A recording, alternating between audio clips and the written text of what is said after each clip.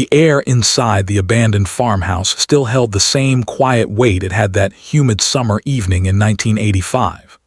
Dust floated in defined, almost deliberate movements through thin shafts of late afternoon light. The investigator paused at the threshold, neither rushing nor hesitating, simply absorbing the stillness that felt like sealed time. The floorboards whispered under his shoes, soft, remote, like the memory of a voice once known but now only carried in echo. He stood there long enough to feel the temperature of the room press against him, not cold, not warm, just preserved. The walls, the chipped paint, the sagging curtains, all watched him return. He breathed in that old scent of soil and faded wood, a layered trace of a night the town tried hard to forget. The case file in his hand remained thin yet impossibly heavy. One name, carefully written with a blue pen that had bled slightly over years of humidity, waited on the top page. Maribel Joan Carter, age 24. A schoolteacher, soft-spoken, with a voice her students described as safe. Her life was small in radius but full in quiet presence, hymn practice on Sunday mornings, handwritten notes tucked into student desks on their birthdays, and a habit of reading in the corner of the local library until closing time. Nothing about her suggested drama or danger.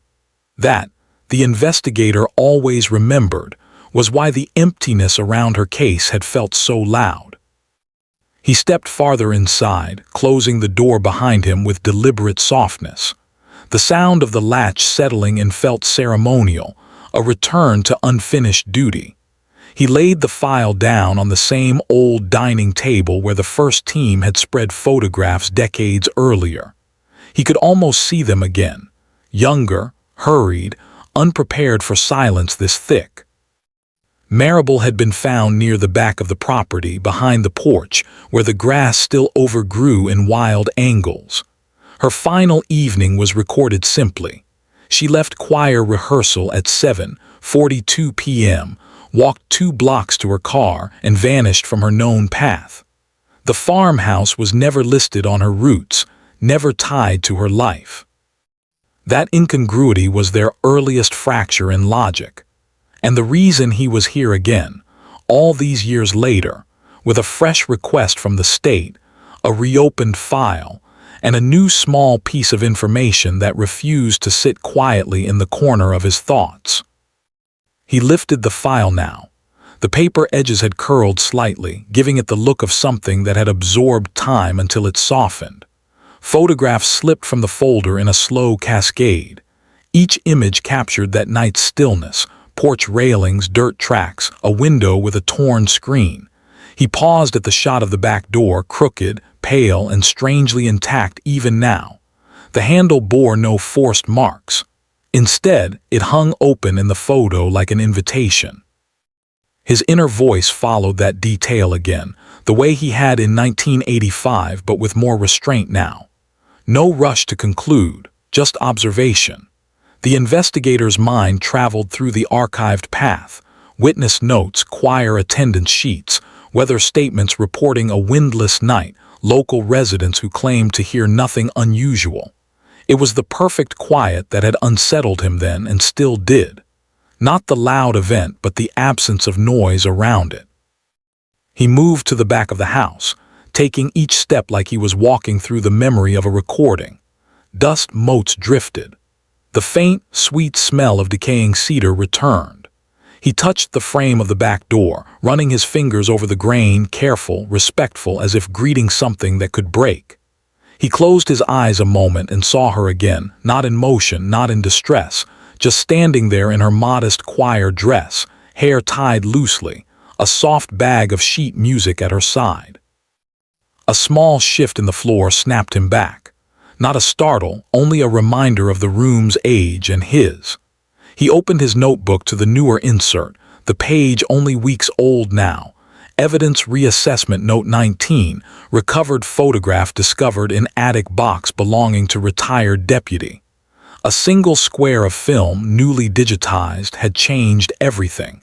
Not in spectacle, but in logic. The photograph contained Maribel standing in front of this same farmhouse 1 month before her final evening. She was smiling lightly, softer than posed. On the edge of the frame, blurred but distinguishable, was a second figure, Alden Royce, the town's former music instructor. Not a suspect then, not even questioned beyond a brief courtesy interview. He had moved away in 1992, living quietly, conducting small-town orchestras, keeping his name neat in concert programs. The investigator let the calm weight of the realization sit again, this time in full tension with the quiet room. The twist, as always in true work, was not random. It had slipped through procedure, not concealed, not disguised, simply unnoticed. A single photo stored in the wrong box, mislabeled, forgotten through a move and a retirement. He sat at the porch step, letting his knees rest the way they didn't decades ago. The light outside dimmed gently, touching the horizon with a mild silvering. His notebook remained open on his lap. He spoke once, only to himself, voice nearly silent. "Miss Carter, we found something we missed." It wasn't an apology, but it brushed the edges of one. He read his old observations next, each scribbled notation revealing the younger self he remembered vividly. Certain, impatient, focused on wrong angles. Every detail felt newly relevant: the print of soil on her shoe, the slight crease in her sheet music bag, the fact that she had not brought her car keys inside the farmhouse, meaning she had never intended to stay long. Or perhaps not at all. The air shifted and carried a scent he hadn't registered earlier, faint linen and paper like schoolrooms on early mornings. Memory and detail stitched together carefully, almost tenderly, forming a picture not of drama but of quiet trust. Maribel meeting a colleague, a familiar voice from choir practice, a discussion of music arrangements that perhaps extended into dusk. Nothing alarming, nothing cinematic, only human. He walked to the backyard again, his steps measured. The grass, though taller now, still formed the same slow bend toward the fence line. He imagined them there, one speaking gently, the other listening. He wondered if she knew something then, sensed something then, or simply continued her open, unguarded way. The table inside still held the photos. He spread them in sequence, tracking the pattern with clean, methodical precision. The final image, the newly discovered one he placed last, anchored slightly off-center. It changed the line of sight. It placed Maribel at the farmhouse by choice, not force. It placed Alden in proximity, not theory. Not a sudden revelation, just alignment. He wrote one more observation in the notebook, slow, clear lettering. She trusted him enough to be here. That was the devastation of it, not loud, not twisting, not layered in spectacle. The logic was simple. A teacher visited a colleague. A conversation extended beyond habit. And one small photograph recalibrated an entire case. The investigator did not stand for a long time. The room now felt less like a sealed memory and more like a quietly breathing presence. He noticed everything: the faint throb of wood settling, the silvering of dusk against the window pane, the microscopic dust that made each ray of light visible like suspended thought. He closed the file at last, gently, as if closing a piano lid after a slow Sunday hymn. His breath left him carefully, without shake or strain. Justice, he knew, would proceed now in its rigid procedural manner. Paper filings, statements, signatures, dates. Necessary steps measured, exact. But Maribel's presence here, the quiet sincerity of her life, remained outside those mechanisms. She lingered in every inch of the silence, like a note held beyond measure, soft but persistent. He turned once more to the back door before leaving, allowing the final image to settle. A young teacher, trusting, standing in a doorway filled with warm dusk, unaware of the moment history would later freeze. The investigator stepped outside without rushing, letting the evening light follow him down the path. The town would soon speak again, hushed, speculative, shaken not by noise but by what logic had finally revealed. The quiet truth of a photograph, the small but irrevocable shift in understanding. Justice would move forward. The heart of it, fragile yet enduring, would remain here. In the dust. In the wood grain. In the softened edges of a name written long ago. He walked on, leaving the farmhouse behind in still, careful silence, knowing some answers, even when firmly recorded, never lose their echo. The station lights hummed in their usual fluorescent way, thin and steady, almost antiseptic. The investigator placed the file on the metal desk without ceremony. No audience, no internal applause, just ink, paper, and time finally aligning in quiet consequence. He sat, spine straight, hands folded with the sort of discipline that came not from habit, but from the weight of cases that had never loosened their hold. The photo lay to his left, the one discovered in the attic box, the one that cracked open the sealed years. Maribel's quiet smile, Alden's blurred shoulder, the farmhouse rendered not as an abduction point but as a meeting place. A phone rang somewhere down the hall, muted by distance.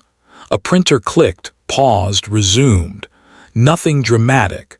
Work continued like a clock that didn't care for emotion. He opened the witness transcripts first, each page crisp despite age. Voices, reduced to text, lost their breaths, their pauses, their hesitations. But the hesitation could still be sensed if one looked with the right kind of patience. He read them now like revisiting burnt-out constellations in a sky that no longer demanded wonder. Statement 1, choir member 1985. I saw her leave. She waved. She always waved. She said she might speak with someone about the fall recital music. Back then the note felt like background noise. Now it held tonal weight. She did not intend to go home directly. She had plans, quiet, unremarkable but real. Statement 2, librarian. Maribel mentioned a new arrangement someone was helping her with. She seemed pleased. Pleased, not anxious, not coerced. The investigator underlined the word with slow precision. It did not change the ending, but it changed everything leading to it. He turned to the desk drawer, retrieving the envelope sent by the out-of-state records office. Inside, pristine and archived, rested music pages, Maribel's handwriting clean and curled, annotations in soft pencil. And there, faintly added in a handwriting that did not match hers, A.R. His breath did not quicken, but the moment asked to be recognized. It was small, restrained, devastating only in its quiet inevitability. Not a hidden confession, not a dramatic slip, just 2 letters placed in plain sight. He examined them with a magnifier. The graphite stroke, light yet shaped differently from Maribel's loops. A distinct edge, confident but not flamboyant. A teacher's notation, perhaps, meant only for revision. He wrote in his notebook. Alden's handwriting, confirmed through music sheets. Not accusation, correlation.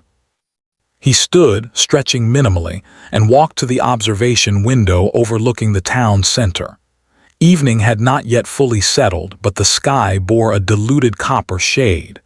People moved without urgency. Shops closed not with fear but with routine.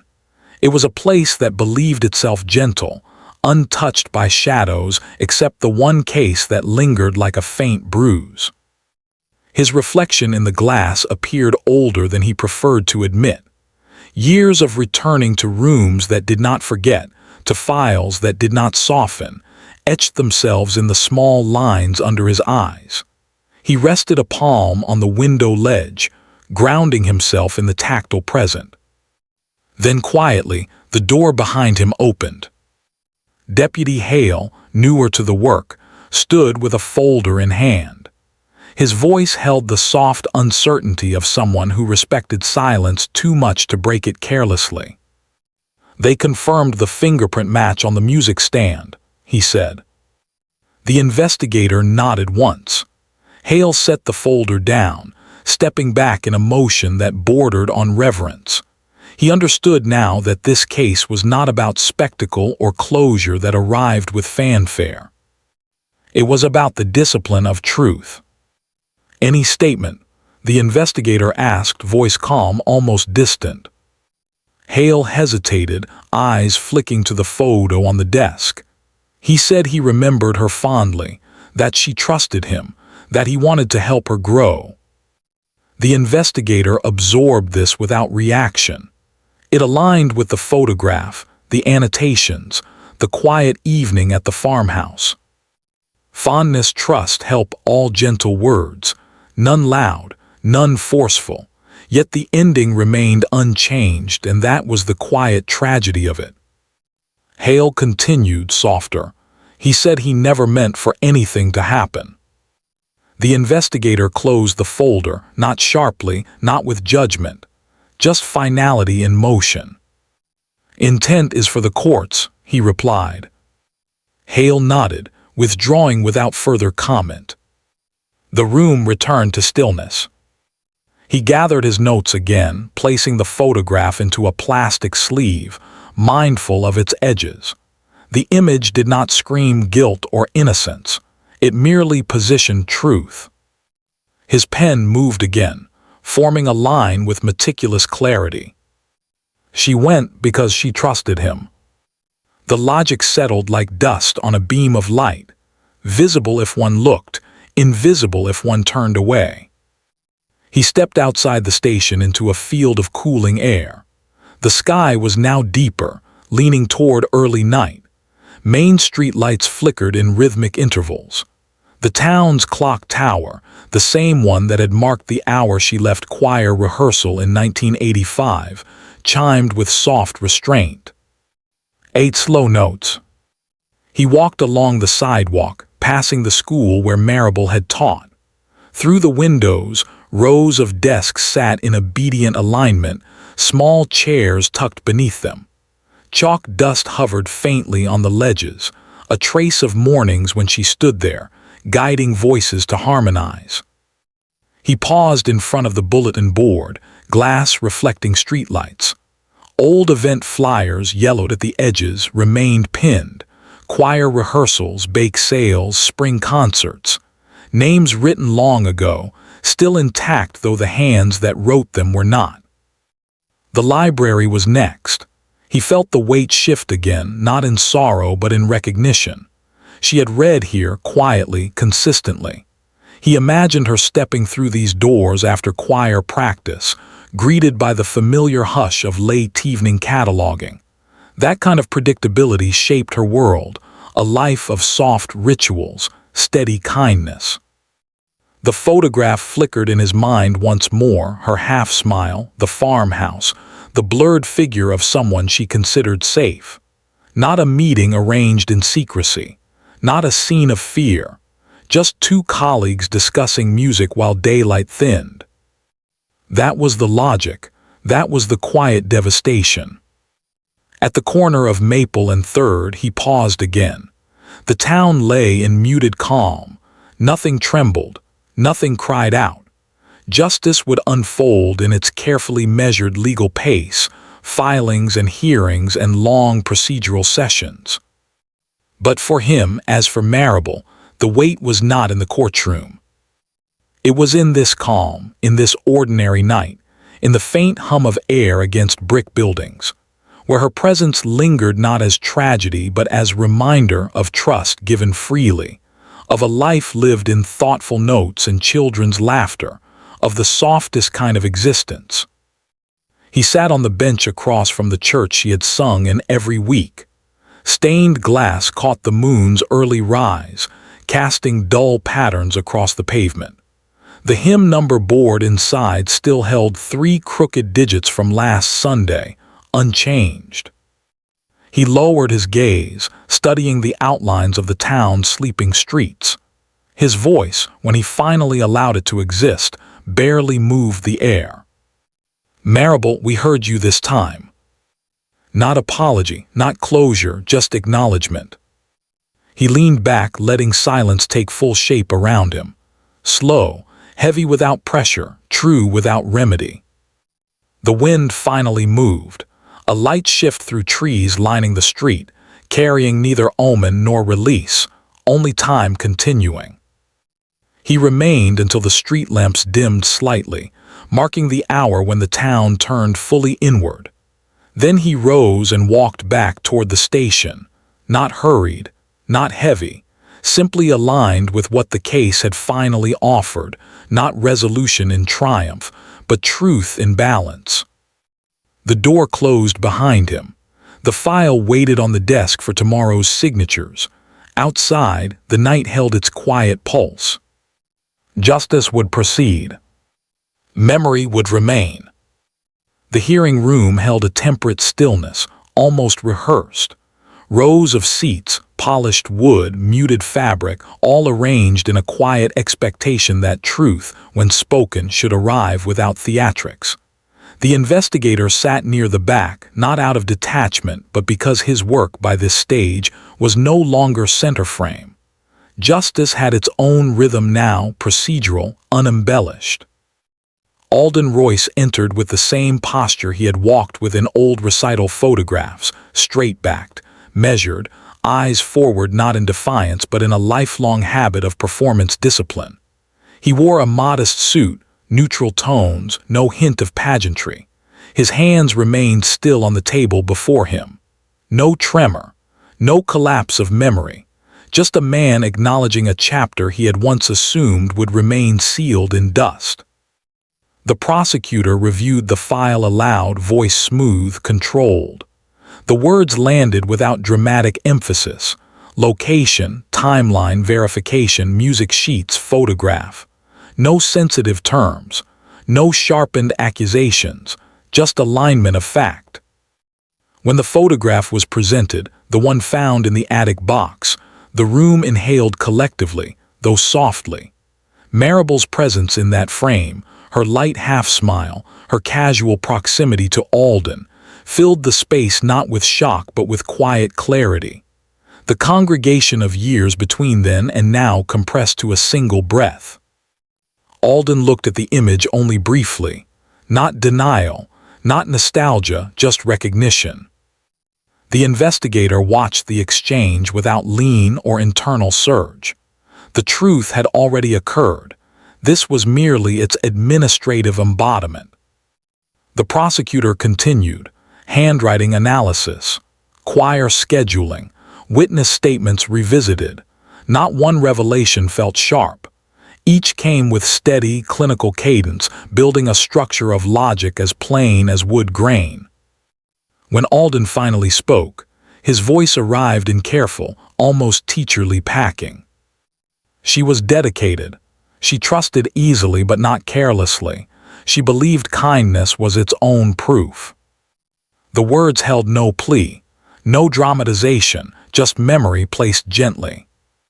He paused before adding, "We worked on the arrangement months before." She wanted the fall recital to feel sincere. Sincere, a word uncomplicated, natural, entirely in keeping with her life as the investigator had come to understand it.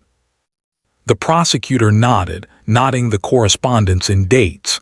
The judge, calm, observant, allowed silence to settle before moving forward. The legal system had no space for emotional residue, only sequence. When proceedings adjourned temporarily, the investigator stepped out into the mild corridor. The filtered light through frosted windows carried a subdued, deliberate calm. He walked toward the exit, stopping briefly at the bench positioned beneath a framed photograph of the town square circa 1984, 1 year before. People frozen mid-step, unaware of what quiet story would later anchor itself in their collective memory. Outside, the humidity of early evening draped itself over the courthouse steps. The sky was pale, not fully dim, not fully bright, an in-between state that matched the day's tone. He sat on the stone ledge, the courthouse columns behind him standing with the same impartial dignity they had when Maribel's absence first echoed through the town. Children across the street played without urgency, drawing chalk shapes on sidewalks, unaware of names like Maribel or timelines like 1985. Their voices, light and concise, floated across the street but did not disturb his thoughts. Life, unburdened by archive. He rested his palms on the ledge, grounding himself again in the tactile present. The case, as far as the town was concerned, was concluded in procedure, a filing completed, a chapter named. But for him, the return to the farmhouse, the sheet music pages, the quiet trust in a blurred shoulder in a photo, all remained suspended. He had lived his entire career collecting fragments, not of spectacle, but of humanity in its gentlest form. Maribel was not a symbol, not a caution, not an enigma. She was a person who taught reading and harmony and remembered children's birthdays. That was the anchor. He walked slowly toward the church again, drawn by no reason other than continuity. The sanctuary doors remained unlocked, as they did most evenings. He slipped inside, footsteps softened by thick carpet. The air bore a faint residue of candle smoke and old hymnals, a scent that felt like pages turned slowly. The choir loft stood empty, yet not barren. Sheet music stacks lay neatly aligned. The wooden railing, smooth from decades of fingertips, caught the low glow of the sanctuary lights. He ascended, each step echoing mildly. There on the music stand lay a single folder, not from evidence, just part of normal congregational upkeep. He opened it anyway, quietly, allowing no disruption in gesture. Harmonies, cleanly written, held their notes with precise spacing. The handwriting lacked the soft curve of Maribel, but the structure reminded him of the arrangement she once cared to perfect. He sat at the bench, folding his hands with the stillness that had followed him since the farmhouse. His thoughts did not spiral, did not ache. They simply existed, level and steady. Justice had not restored her presence. It never claimed to. It had only acknowledged it. Outside, the last court of daylight began its descent, coloring the stained glass with subdued linear shades. He watched the slow shift of color across the piano lid. No rush, no unraveling. He spoke once, the sanctuary holding the sound in delicate balance. She wasn't forgotten. Not dramatic, not mournful, just true. He descended the loft with the same pace he had entered. At the doorway, he paused, letting the quiet imprint itself without force. Then he stepped back into evening air, cooler now, gentler. The courthouse lights flickered at the far end of the street, signaling that paperwork continued even after words had ended. He walked past the library, the school, the town square. Each location remained part of the story, yet untouched by its gravity. Maribel's name, soft in sound and steady in memory, would move now through records, through verdicts, through dates and stamps and archived boxes. But here, in the lived spaces of her quiet existence, she remained more than case file or photograph. She remained trusted. The investigator reached the bench on Maple again. The street lamps had warmed to their evening glow, casting mild amber halos across the pavement. He sat, breathing in the stillness that had defined not just the case, but its resolution. Across from him, the church window held a faint shimmer of reflected moonlight. No hymn played, no choir voice lifted, yet the silence felt like a held note, not unresolved, not complete, simply present. The town would return to routine, headlines would fade, court records would finalize. But on certain evenings, in the subtle fold of dusk, the memory of a soft-spoken teacher who trusted freely would persist, not in sorrow, not in legend, but in the gentle truth of her life. He rose eventually, the night air now fully settled. The walk back carried no weight, only recognition. Justice had done what justice could. The human part, the quiet, unrecorded, unlit part would stay with him. Unresolved only in the way memories choose to remain. He looked once more toward the sanctuary, its windows dim and steady. Then he continued on, steps patient, fading into the calm cadence of an ordinary street, leaving behind the soft echo of a truth finally seen, quietly honored, permanently intact.